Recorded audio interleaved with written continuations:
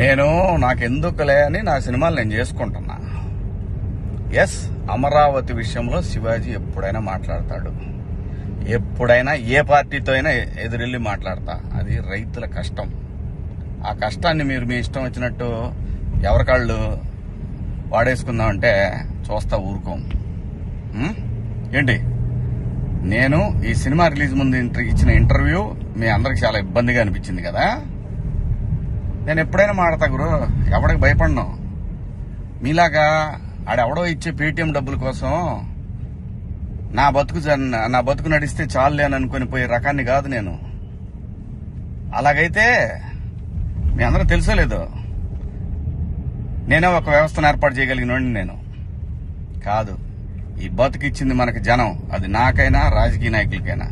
మధ్యలో పేటీఎం గాళ్ళు ఉన్నారు చూసారా మీరు, మీ అందరూ ఈ సినిమాని ఆపగలరేమో, మీరు శివాజీని ఆపలేరుగా.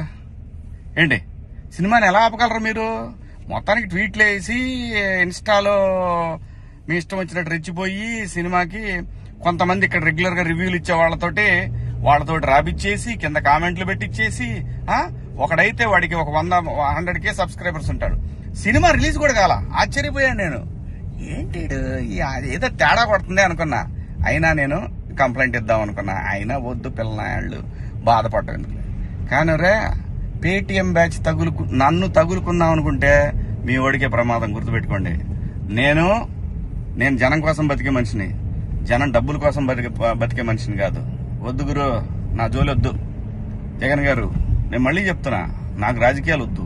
నాకు కావాల్సింది, నేను అమరావతి రైతుల కోసం నిలబడ్డాను, జనం కోసం నిలబడతా. అది ఏ పార్టీ అయినా, అది మీరైనా ఇంకో పార్టీ అని ఎవరైనా సరే, ఎదురొస్తే జనానికి ఎదురొస్తే మాత్రం నేను నిలబడతా.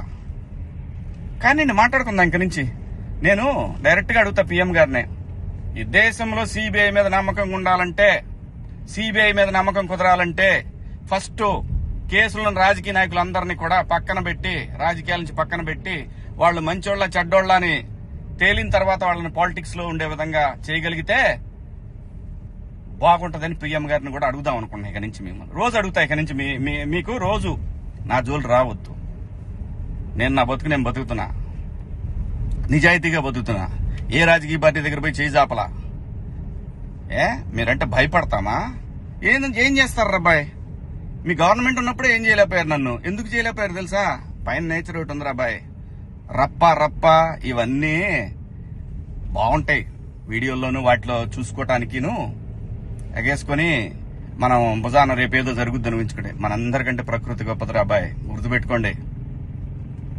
అయినా వ్యవస్థ గురించి ఆలోచించాలి కానీ, ఎవడో ఒకటి డబ్బు సంపాదించుకుందాం జనం మీద అని వాడి కోసం వాడిచ్చే 1000 రూపాయలు, 4000, 10,000, 20,000, 1,00,000, 2 లక్షల రూపాయల కోసం ఎంతమంది భావితరాల భవిష్యత్తు ఆడుకుంటారా మీరంతా?